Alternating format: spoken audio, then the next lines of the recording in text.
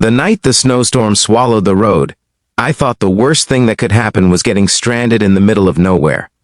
I was wrong, because hours later, when my girlfriend's mother looked at me through the flickering light of a dying flashlight and whispered, "Don't tell my daughter about tonight," I realized that some storms don't just bury roads, they bury secrets too.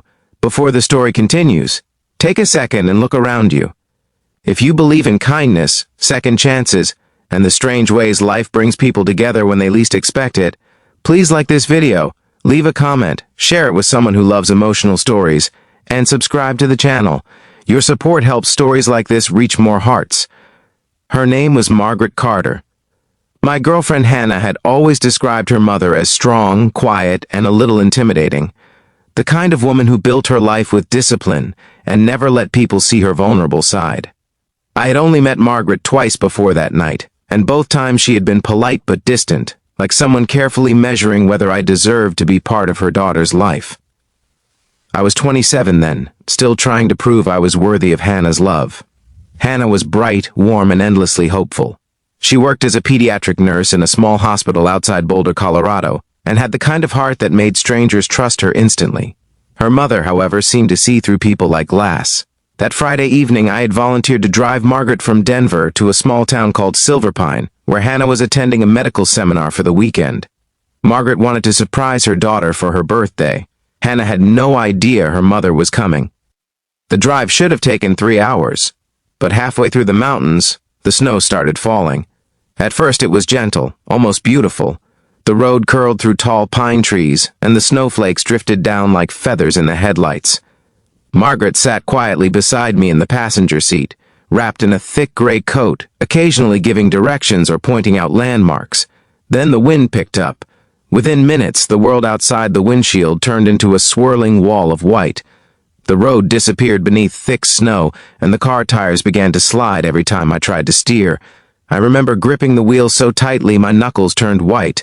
Margaret's voice remained calm, but there was tension behind it. She suggested slowing down, finding a place to stop, but the mountain road had no shoulders, no gas stations, no lights, just darkness and snow. About 15 minutes later, the car skidded off the road. It wasn't a violent crash, but the tires sank deep into a ditch buried beneath snow. The engine was still running, but when I tried to accelerate, the wheels only spun helplessly. We were stuck, and the storm was getting worse. The temperature dropped quickly after I turned the engine off to save fuel. The heater faded, leaving only the quiet howl of wind outside the car. Margaret and I sat there for several minutes, both silently processing the situation. No signal on either of our phones, no headlights from other cars, no sound except the storm. Eventually, Margaret suggested we try walking. She said there was an old ranger station about a mile away along the road. If we could reach it, there might be emergency supplies, or at least shelter from the wind. Leaving the car felt like stepping into another world. The snow came up past my knees, and the wind pushed against us so hard it felt like invisible hands trying to shove us backward. I held the flashlight from the glove compartment while Margaret walked beside me, steady and determined despite the freezing air. At some point during that slow, exhausting walk, she slipped. I barely caught her before she hit the ground. For the first time since I had met her, the strong, composed woman Hannah had described looked fragile. Her breathing was uneven, and her hands were shaking violently from the cold. We eventually found the ranger station exactly where she had said it would be, a small wooden building half buried in snow. The door creaked open, revealing a dusty room with a bench, an emergency lantern, and a small iron stove. Inside, the silence felt almost sacred compared to the storm outside.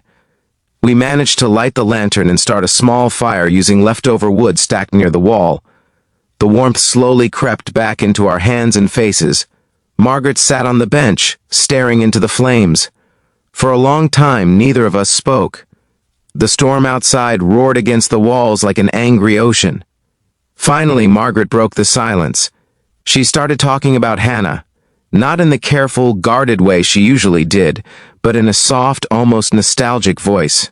She told stories about Hannah as a little girl, about how she used to draw pictures of animals and tape them to the refrigerator, about how she cried the first time she saw an injured bird and insisted on nursing it back to health. Listening to her felt like discovering a side of Hannah I had never known. Then Margaret's voice changed, quieter, heavier.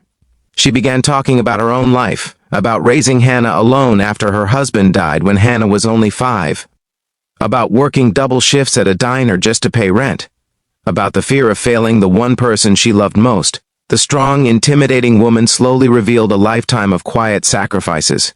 At some point during the night, the fire dimmed and the lantern flickered. Margaret looked at me with tired eyes and said something I will never forget. She said that sometimes parents carry fears their children should never have to see, that they hide their exhaustion, their doubts, their loneliness, because their children deserve to believe their parents are unbreakable. Then she said she had been wrong about me. She admitted that when Hannah first told her about me, she had assumed I would eventually hurt her daughter the way life had hurt her. But watching me struggle through the storm, refusing to leave her behind, had changed something. And that was when she leaned closer and whispered the sentence that still echoes in my mind. She asked me not to tell Hannah about that night. Not about the fear in her voice, not about the story she had shared, not about the moment she had almost broken down beside the fire. She wanted her daughter to keep believing she was strong. Morning eventually came. The storm faded into a quiet blanket of snow covering the mountains. A ranger truck found us hours later and helped tow my car back onto the road. When we finally arrived in Silver Pine, Hannah ran outside the hotel the moment she saw us. Her face lit up with joy when she saw her mother step out of the car. The two of them hugged so tightly it looked like they might never let go. Margaret smiled at me over Hannah's shoulder, a small, knowing smile. And I understood what she meant the night before. Some stories belong only to the people who lived them. But before we finish this story, I want to ask you something special. If you're still listening, please take a moment and comment the word kindness below. It helps the channel more than you know, and it reminds us how many people still believe in compassion. Years have passed since that storm. Hannah and I eventually married, and Margaret became one of the most important people in my life. She still acts strong and unshakable in front of her daughter. But every once in a while, when Hannah leaves the room, Margaret looks at me with that same quiet smile, a silent reminder of the night we survived together. The night the storm buried the road, but uncovered something deeper, trust.